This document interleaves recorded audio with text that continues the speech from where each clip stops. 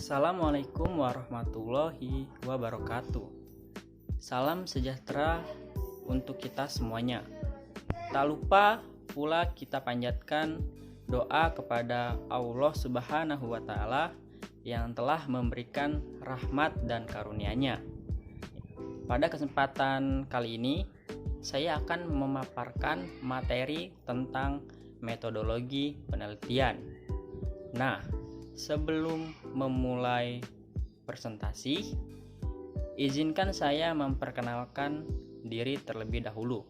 Perkenalkan, nama saya Andri Gunawan dari jurusan Akuntansi S1 Universitas Muhammadiyah Tangerang dengan NIM 18622011161. Di sini saya ingin memberikan penjelasan secara sistematis tentang metodologi penelitian. Metodologi penelitian yang sudah pernah saya baca dan sudah diajarkan untuk memenuhi ulangan tengah semester genap. Untuk tidak memakan banyak waktu lagi, mari saja langsung saya mulai menjelaskan tentang metodologi penelitian secara sistematis. Pengertian metodologi penelitian. Metodologi penelitian adalah ilmu atau cara yang digunakan untuk memperoleh kebenaran menggunakan penelusuran dengan tata cara tertentu dalam menemukan kebenaran, tergantung dari realitas yang dikaji.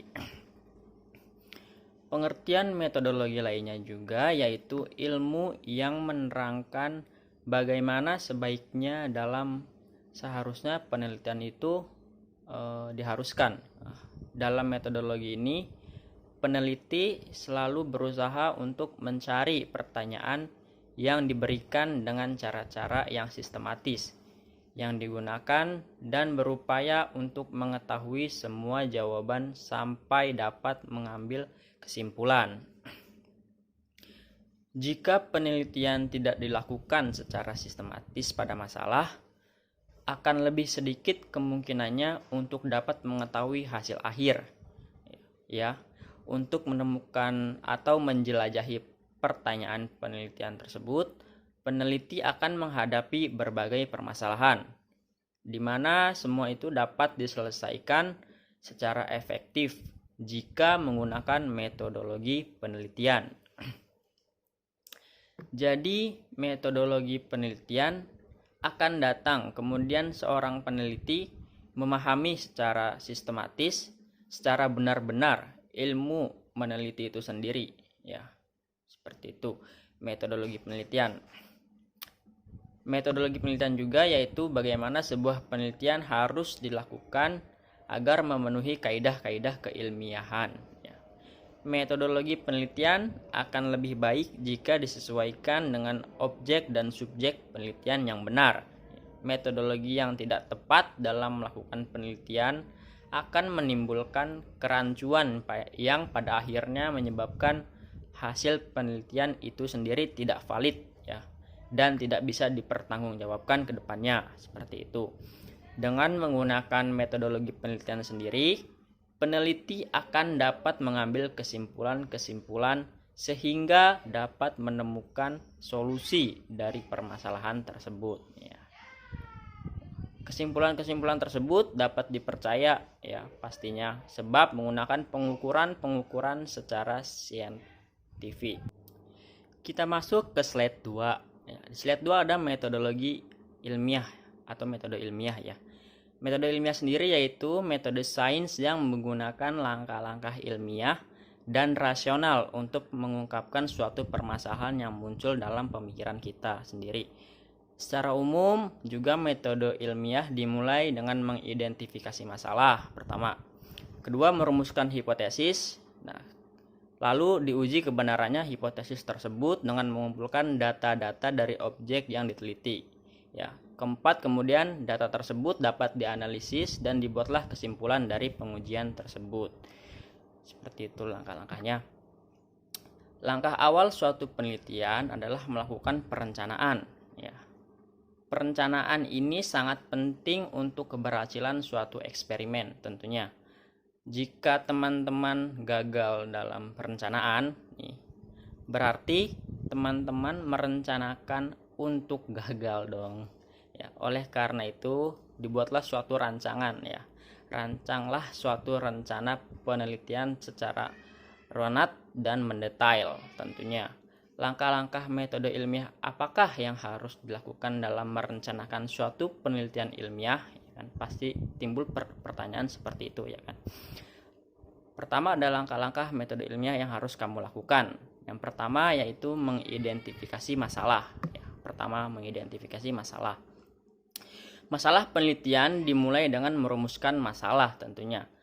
Kamu tahu gak apa yang dimaksud dengan masalah? Itu. Di sini saya akan menjelaskan sedikit tentang apa itu masalah ya. Dalam penelitian tentunya. Dalam kajian ilmiah, masalah didefinisikan sebagai sesuatu yang harus diteliti untuk memperoleh jawaban atas suatu pertanyaan. Masalah dirumuskan dalam bentuk pertanyaan ilmiah yang bersifat terbuka, yang memungkinkan adanya jawaban yang beragam, bermacam-macam jawaban tersebut ya. Rumusan pertanyaan ini perlu dicari jawabannya melalui eksperimen tentunya.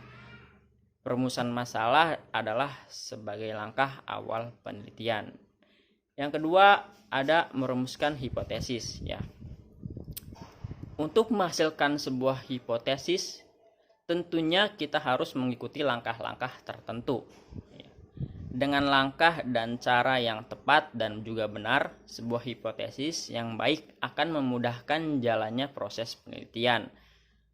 Awal terbentuknya hipotesis dalam sebuah penelitian ya, biasanya diawali atas dasar terkaan atau konjektur peneliti. Ya. Meskipun hipotesis berasal dari tekaan, ya, namun sebuah hipotesis tetap harus dibuat berdasarkan paca sebuah acuan, yakni teori dan fakta ilmiah. Selain menggunakan teori sebagai acuan dalam merumuskan hipotesis, dapat pula menggunakan sebuah fakta ilmiah. Secara umum, fakta dapat didefinisikan sebagai kebenaran yang dapat diterima oleh nalar dan sesuai dengan kenyataan yang dapat dikenali dengan panca indera tentunya. Fakta adalah sebuah kebenaran.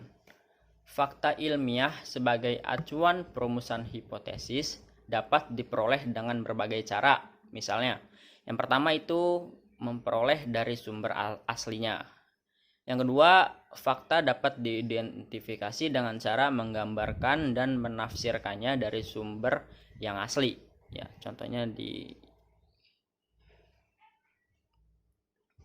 Yang ketiga ada fakta yang diperoleh dari orang mengidentifikasi dengan jalan menyusunnya dalam bentuk penalaran abstrak. Yang ketiga masuk ada pengujian hipotesis. Ya. Pengujian hipotesis adalah pengujian terhadap suatu pernyataan dengan menggunakan metode statistik, sehingga hasil pengujian tersebut dapat dinyatakan signifikan secara statistik. Selanjutnya, agar pernyataan pada hipotesis tidak diragukan lagi, maka kita melakukan suatu pengumpulan data dan melakukan suatu pengujian secara statistik agar hipotesis tersebut tidak diragukan lagi. Dengan melakukan pengujian ya, statistik terhadap hipotesis, kita dapat memutuskan apakah hipotesis dapat diterima atau ditolak, seperti itu kan. Kalau diterima, data tidak memberikan bukti untuk menolak hipotesis. Kalau misalkan ditolak, data memberikan bukti untuk menolak hipotesis, seperti itu. Yang 4, ada tahap terakhir yaitu membuat kesimpulan ya. Kesimpulan, dari hasil analisis data menghasilkan suatu pola atau kecenderungan. Pola ini dapat dijadikan landasan untuk menarik sebuah kesimpulan. Ya. Kesimpulan adalah suatu pernyataan yang merangkum apa yang sudah dilakukan dalam kegiatan penelitian tersebut. Dalam menyusun kesimpulan, kalian harus memutuskan apakah data yang dikumpulkan mendukung hipotesis atau tidak. Selain itu, kalian juga harus mengulang suatu penelitian beberapa kali sebelum dapat menarik suatu kesimpulan. Seperti itu.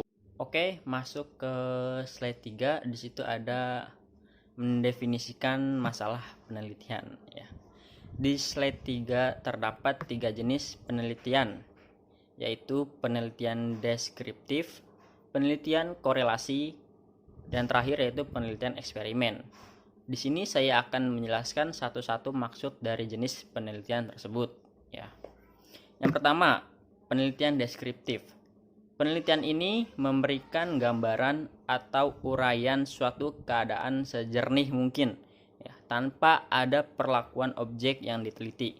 Maksudnya adalah penelitian yang dapat mengungkapkan berbagai fenomena sosial dan alam dalam kehidupan masyarakat. Tentunya secara spesifik ya.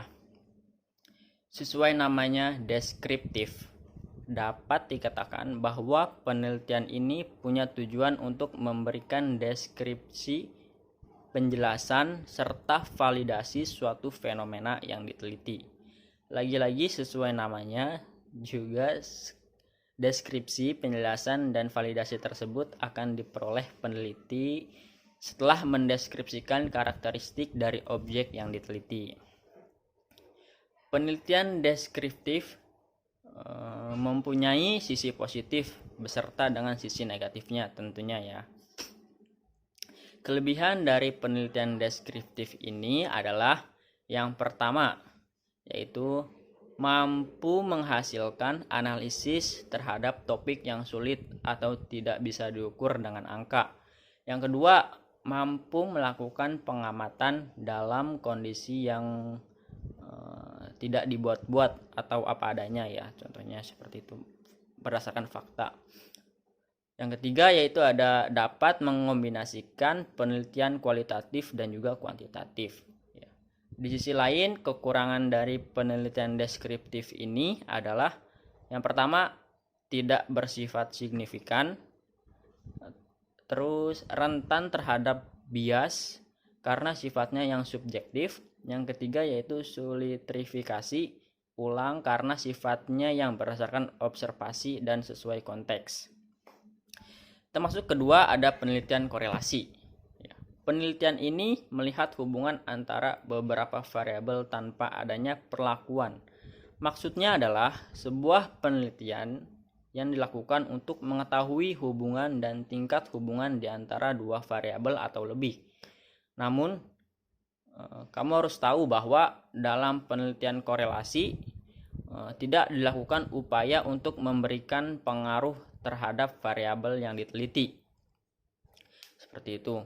Sebuah penelitian korelasi dapat menghasilkan 3 kemungkinan hasil. Yang pertama itu korelasi positif, yang kedua korelasi negatif, dan yang ketiga tidak adanya korelasi. Korelasi positif terjadi saat kedua variabel berhubungan dengan status yang sama. Jika variabel satu meningkat, maka variabel lainnya juga ikut meningkat, dan demikian juga jika menurun. Jika korelasi negatif, yaitu kebalikan dari korelasi positif. Jika salah satu variabel meningkat, maka variabel lainnya malah menurun, ya, dan sebaliknya. Maksudnya seperti itu. Yang ketiga ada penelitian eksperimen. Penelitian yang dapat memberikan penjelasan alasan dan mengapa, sebab dan akibat, seperti itu. Hubungan sebab dan akibat dapat diketahui karena peneliti melakukan penelitian terhadap objek. Dapat dikatakan juga penelitian eksperimen adalah penelitian di mana peneliti dengan sengaja melakukan manipulasi terhadap satu atau lebih variabel dengan suatu cara yang dapat mempengaruhi variabel tersebut. Tujuan dari penelitian eksperimen itu sendiri yaitu untuk mengetahui hubungan sebab akibat yang terciptanya antar dua variabel. Penelitian eksperimen akan meneliti pengaruh suatu perlakuan tertentu terhadap sebuah variabel dibandingkan dengan variabel lain dengan perlakuan yang berbeda. Misalnya penelitian eksperimen yang dilakukan dalam bidang pendidikan ya. Dalam bidang pendidikan biasanya bertujuan untuk menilai dan membuktikan pengaruh pembelajaran metode problem solving terhadap prestasi belajar jika dibandingkan dengan metode konvensional itu sendiri. Masuk ke slide 4, situ ada merumuskan judul penelitian. Di sini saya akan menjelaskan langkah-langkah merumuskan judul penelitian yang baik dan benar secara efektif dan efisien tentunya. Yang pertama, harus singkat, padat, dan deskriptif. Judul dibuat singkat, jangan terlalu panjang, dan judul juga harus konsisten dengan rumusan masalah. Yang kedua ada pilih judul yang informatif dan menarik. Judul harus menarik minat peneliti. Kenapa? Karena judul yang menarik minat peneliti dapat memotivasi peneliti untuk melakukan penelitian lebih lanjut. Calon peneliti mampu melaksanakannya. Kenapa? Karena judul yang mudah untuk dilaksanakan oleh peneliti dapat memperlancar proses penelitian sehingga proses penelitian tidak ada hambatan dan permasalahan yang ada dapat diminimalisir. Yang ketiga, judul dinyatakan dalam bentuk fungsional antara variabel bebas dan terikat. Judul harus berisi variabel-variabel yang akan diteliti. Judul penelitian juga harus memperhatikan pendekatan yang dipilih kuantitatif atau kualitatif. Kuantitatif yaitu datanya berupa angka-angka, sedangkan kualitatif yaitu datanya pertanyaan-pertanyaan atau statement. Yang keempat ada sebuah judul yang menarik pembaca untuk menyukai proposal itu sendiri. Penjelasannya yaitu judul penelitian yang baik hendaknya menggunakan kalimat pernyataan. Hal ini dikarenakan supaya lebih mudah dipahami oleh para pembaca. Masuk ke slide 5 ya. Di slide 5 terdapat sistematika usulan penelitian skripsi. Di sini saya akan mencoba menjelaskan tentang apa saja yang di dalam sistematika usulan penelitian skripsi. Ya. Sistematika usulan penelitian skripsi ada dua metode penelitian usulan, yakni penelitian kuantitatif dan penelitian kualitatif. Masuk ke penelitian kuantitatif yang pertama. Penelitian kuantitatif itu sendiri menjelaskan hubungan antar variabel, menguji teori, melakukan generalisasi fenomena sosial yang diteliti. Salah satunya menurut pendapat Kasiran yang mengartikan bahwa penelitian kuantitatif adalah upaya seorang peneliti menemukan pengetahuan, menyuguhkan data dalam bentuk angka. Angka-angka yang diperoleh inilah yang digunakan untuk melakukan analisa keterangan. Dalam bahasa lebih sederhananya lagi yaitu penelitian kuantitatif adalah penelitian ilmiah yang disusun secara sistematis terhadap bagian-bagian dan mencoba untuk menemukan kausalitas untuk mengetahui keterkaitan. Berdasarkan dari perspektif, tujuannya penelitian kuantitatif ini memiliki beberapa poin. Di antaranya bertujuan untuk mengembangkan model matematis.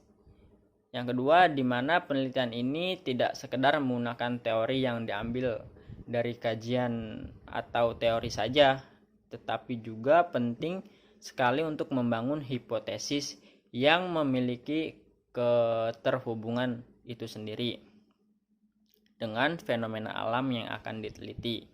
Jadi, penelitian kuantitatif ini memiliki tujuan penting dalam melakukan pengukuran. Bagaimanapun juga pengukuran sebagai pusat penelitian, karena dari hasil pengukuran ini akan membantu dalam melihat hubungan yang fundamental antara pengamatan dengan hasil data secara kuantitatif. Yang kedua ada penelitian kualitatif. Penelitian kualitatif itu sendiri memperoleh pemahaman mendalam, mengembangkan teori, mendeskripsikan realitas dan kompleksitas. Berdasarkan modul rancangan penelitian pada tahun 2019 yang diterbitkan Ristek Dikti, penelitian kualitatif bisa dipahami sebagai prosedur riset yang memanfaatkan data deskriptif berupa kata-kata tertulis atau lisan dari orang-orang dan pelaku yang dapat diamati. Penelitian kualitatif dilakukan untuk menjelaskan dan menganalisis fenomena, peristiwa, dinamika sosial, sikap dan kepercayaan, persepsi seseorang atau kelompok terhadap sesuatu. Maka, proses penelitian kualitatif dimulai dengan menyusun asumsi dasar dan aturan berpikir yang akan digunakan dalam penelitian itu sendiri. Data yang dikumpulkan dalam riset kemudian ditafsirkan. Objek penelitian kualitatif meliputi seluruh aspek atau bidang kehidupan manusia, yaitu manusia dan segala sesuatu yang dipengaruhi olehnya. Penelitian kualitatif tidak secepat riset kuantitatif dalam penganalisian data. Pada riset kuantitatif, data mentahnya langsung siap diolah, tapi data riset kualitatif memerlukan proses sistematis yang lebih mendalam. Oke, selanjutnya di slide 6 ada metode penelitian secara kuantitatif. Yang pertama ada batasan konsep dan definisi operasional variabel. Itu memberikan suatu tolak ukur atau parameter suatu variabel penelitian yang diukur. Yang kedua ada validitas dan reliabilitas instrumen penelitian. Yang ketiga ada teknik pengumpulan data, yaitu memberikan penjelasan teknik pengumpulan data yang digunakan. Yang keempat ada populasi, sampel, dan teknik pengambilan sampel, yaitu memberikan penjelasan yang menjadi satuan populasi serta sampel, jumlah populasi dan sampel serta teknik pengambilan sampelnya. Yang kelima ada teknik analisis data, yaitu memberikan suatu penjelasan teknik analisis atau uji statistik yang digunakan. Perlu diingat bahwa penggunaan teknik analisis data harus konsisten. Oke, masuk ke slide 7, itu ada metode penelitian secara kualitatif. Pertama ada batasan konsep dan definisi operasional variabel, yaitu memberikan tolak ukur atau parameter suatu variabel penelitian diukur. Yang kedua ada teknik pengumpulan data, yaitu memberikan penjelasan teknik pengumpulan data yang digunakan, sumber dan jenis data yang diperlukan. Yang ketiga ada penetapan responden dan informan penelitian, yaitu memberikan suatu penjelasan yang menjadi dasar penentuan responden dan informan penelitian serta teknik pengambilan sampelnya. Yang keempat ada teknik analisis data, sama seperti metode kuantitatif, yaitu memberikan penjelasan teknik analisis data yang digunakan. Perlu diingat bahwa penggunaan teknik analisis data harus konsisten dengan jenis datanya. Jelaskan pendekatan yang digunakan proses penafsiran dan penyimpulan hasil penelitian. Di slide 8 terdapat landasan teori. Landasan teori sendiri dibagi menjadi dua, yaitu grand teori dan penelitian sebelumnya. Grand teori yaitu teori yang memberikan penjelasan keseluruhan dari kehidupan sosial, sejarah atau pengalaman manusia. Grand teori ini bersifat abstrak karena tersusun dari konsep-konsep utama yang digunakan untuk memahami dunia sosial. Yang kedua ada penelitian sebelumnya. Upaya peneliti untuk mencari perbandingan dan selanjutnya untuk menemukan inspirasi baru penelitian selanjutnya. Mungkin itu saja yang dapat saya jelaskan dan jabarkan. Nantinya pastinya banyak terdapat kekurangan dari video ini. Mungkin kedepannya akan saya tingkatkan lagi cara penyampaiannya dan sebagainya. Akhir kata, saya Andri Gunawan dari Universitas Muhammadiyah Tangerang mengucapkan mohon maaf dan terima kasih atas perhatiannya. Wassalamualaikum warahmatullahi wabarakatuh.